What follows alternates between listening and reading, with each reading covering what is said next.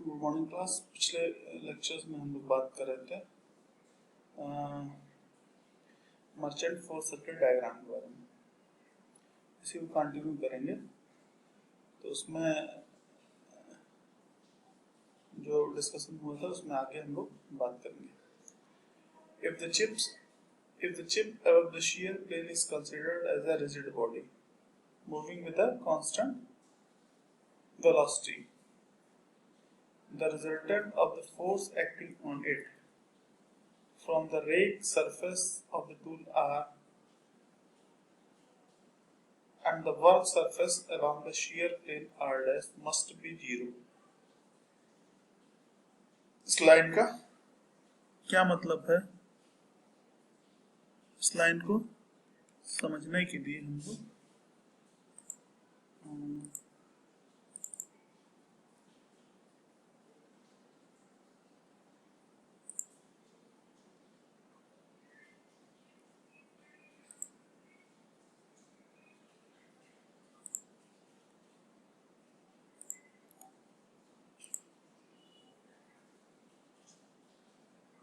एक सेकंड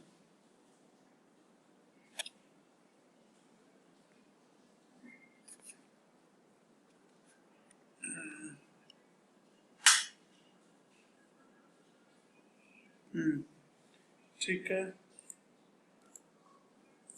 ठीक। तो ये चीज, हाँ, ठीक। Okay.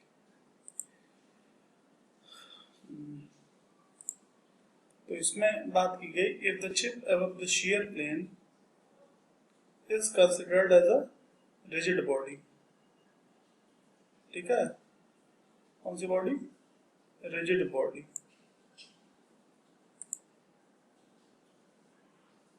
Chip above the shear plane is considered as a rigid body moving with a constant velocity। moving with a constant velocity। तो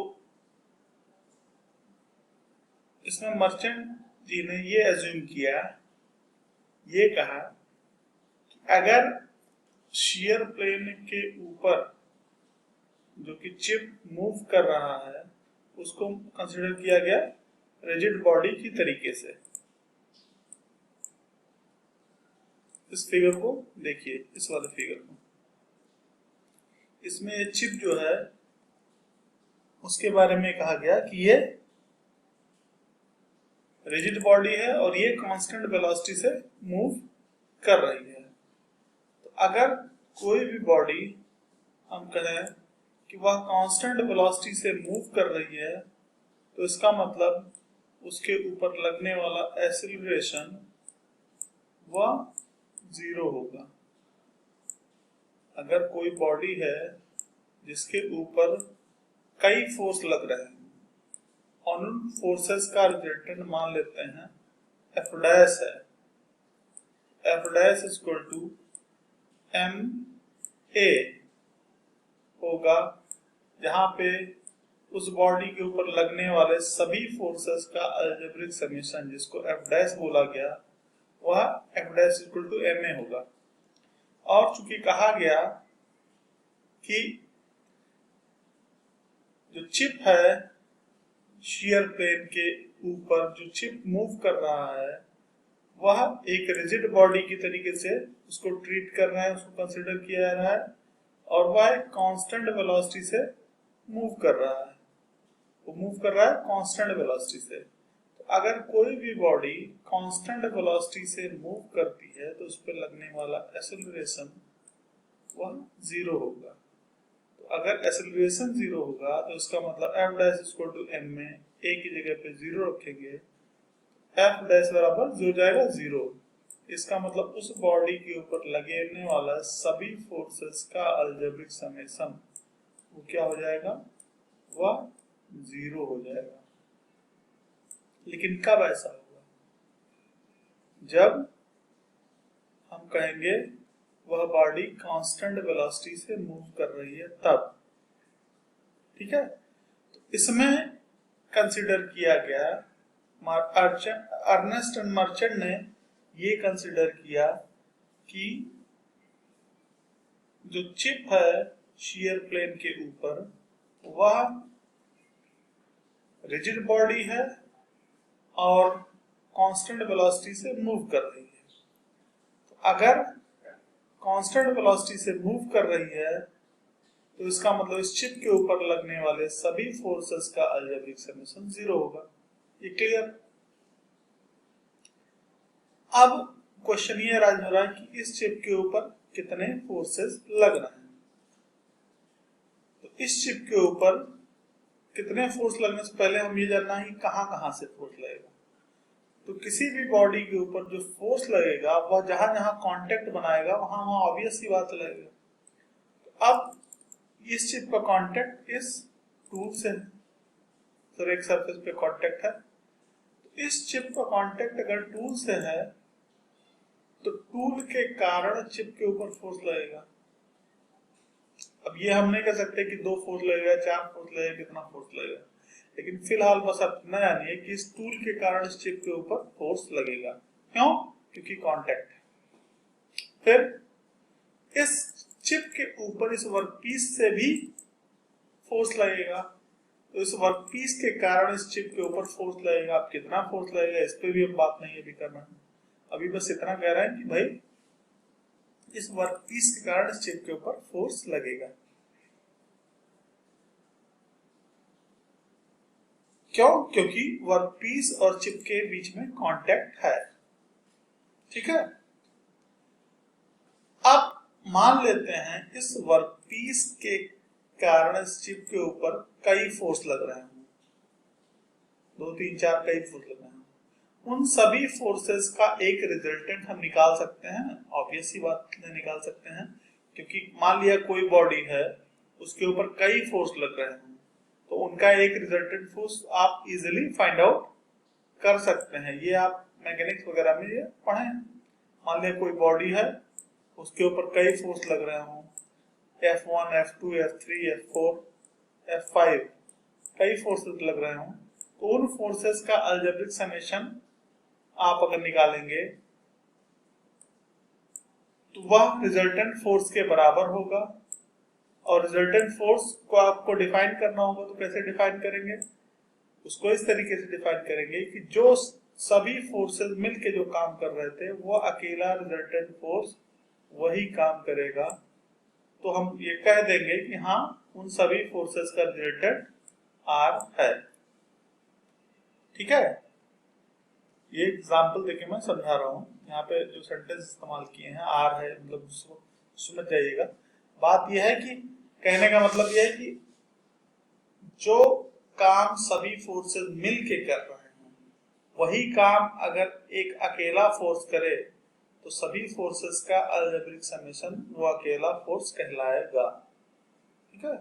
ये चीज अब जैसे मान लेते हैं इस वर्कपीस के कारण इस चिप के ऊपर कई फोर्स लग रहे हों, उन फोर्सेस का अलजेब्रिक समेशन मान लेते हैं R डैश। ये बात खत्म। अब इस टूल के कारण इस चिप के ऊपर मान लिया कई फोर्स लग रहे हों, उनका रिजल्टेंट मान लेते हैं R। दो रिजल्टेंट आपको मिला, एक R जो कि टूल के कारण इस चिप के ऊपर लग रहा होगा। कितने फोर्स लग रहे होंगे नहीं पता, लेकिन बस इतना पता है कि इस टूल के कारण इस चिप के ऊपर फोर्स जो लग रहे होते हैं सबका अलजेब्रिक समेशन R के बराबर है। सबका रिजल्टेंट R, इसका मतलब टूल के कारण की केवल बात कर रहे हैं। अब इस वर्कपीस के कारण इस चिप के ऊपर मान लिया कई फोर्स लग रहे हैं, उनका सबका रिजल्टेंट R डैश है। तो आपको 2 फोर्स मिला ना, 2 रिजल्टेंट फोर्स। एक R डैश मिला जो कि वर्कपीस के कारण चिप के ऊपर लग रहा है, दूसरा इस टूल के कारण जो इस चिप के ऊपर फोर्स लग रहा है वो R मिला। तो सभी फोर्सेस काम हटा के R हमने यहाँ पे लिख दिया और सभी फोर्सेस को यहाँ हटा के हमने R डैश लिख दिया। अब चूंकि ये कहा जा रहा है कि ये चिप कांस्टेंट वेलोसिटी से मूव कर रहा है और हमने ये भी कहा कि इस चिप के ऊपर लगने वाले सभी फोर्सेस का अलजेब्रिक समेशन 0 होगा। तो ये कब 0 होगा? इस चिप के ऊपर लगने वाले सभी फोर्सेस का अलजेब्रिक समेशन कब 0 होगा? तो इस चिप के ऊपर लगने वाले सभी फोर्सेस का अलजेब्रिक समेशन तब 0 होगा जब R और R' दोनों इक्वल होगा, दोनों अपोजिट डायरेक्शन में वर्क करेंगे और दोनों का लाइन ऑफ एक्शन सेम होगा। मतलब R और R' का मैग्नीट्यूड सेम होगा, उसका डायरेक्शन अपोजिट होगा, उसका लाइन ऑफ एक्शन सेम होगा। तो हम कहेंगे कि चिप हमारा कांस्टेंट वेलोसिटी से मूव कर रहा होगा। इसलिए कहा गया इट मस्ट बी 0। कौन 0 होगा? R और R' का जो रिजल्टेंट होगा वह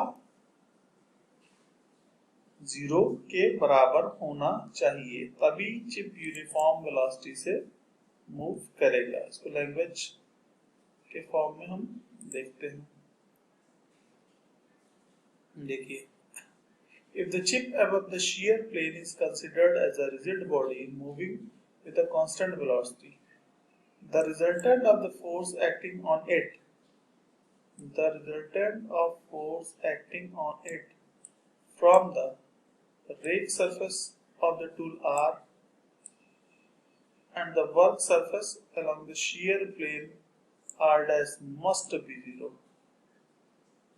इस लैंग्वेज का यही मतलब मस्ट बी 0 मतलब समझते हैं मस्ट कि मैंने इसे होना ही पड़ेगा। क्यों?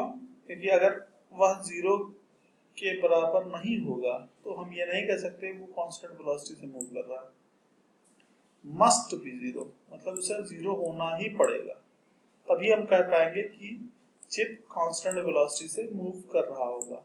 अब चूंकि हम पहले ही मान चुके कि भाई चिप कांस्टेंट वेलोसिटी से मूव कर रहा है, इसका मतलब R और R' का रिजल्टेंट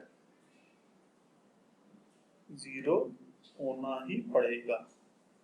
ठीक है, ये चीज हो गया। और इसमें क्या है? इसमें यह प्लेन, इसको बोलेंगे शियर प्लेन, इसको बोलेंगे शियर प्लेन। फाई आपका शियर एंगल है, ये वर्कपीस है, ये टूल है, ये चिप है।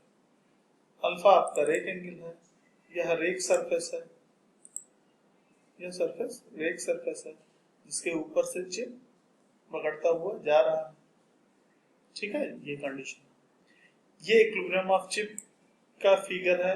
इसी के मदद से ये मर्चेंट फोर्स सर्किल डायग्राम को ड्रॉ करते हैं। इस डायग्राम को ड्रॉ करने के पीछे रीजन क्या है कि फाई की वैल्यू, शियर एंगल की वैल्यू फाइंड आउट करना, साथ ही साथ अलग अलग फोर्सेस के बीच में रिलेशनशिप फाइंड आउट करना। कौन कौन से फोर्सेस? वो फोर्सेस जो इस मशीनिंग के दौरान एक्ट करते हैं उनके बीच में रिलेशनशिप फाइंड आउट करना, और साथ ही साथ एनर्जी कितना कंज्यूम हुआ है, पावर कितना कंज्यूम हुआ है, या फाइंड आउट करना। ये काम है मर्चेंट फोर्स सर्किल डायग्राम की मदद से ये करना है। मर्चेंट साहब ने यही किया। ठीक है, अब आगे आते हैं। The total force R can be resolved into two components, N and F. Total force can be resolved into two components, N and F. तो R को आपने रिजॉल्व किया दो कंपोनेंट में, N और F। N क्या है? Normal to the rake surface, और F क्या है? Along to the rake surface. तो R को आपने दो कंपोनेंट में ब्रेक कर दिया, N और F। एक F आपका अलोंग द रेक सरफेस है और N normal to the rake surface है। उसी हिसाब से R' को आपने दो पार्ट में ब्रेक कर दिया, Fs और Fn। Fs क्या है? शियर फोर्स है जो कि अलोंग द शियर प्लेन है, और Fn क्या है? Normal to the shear plane के नॉर्मल एक फोर्स काम कर रहा है जिसको Fn बोल रहे हैं।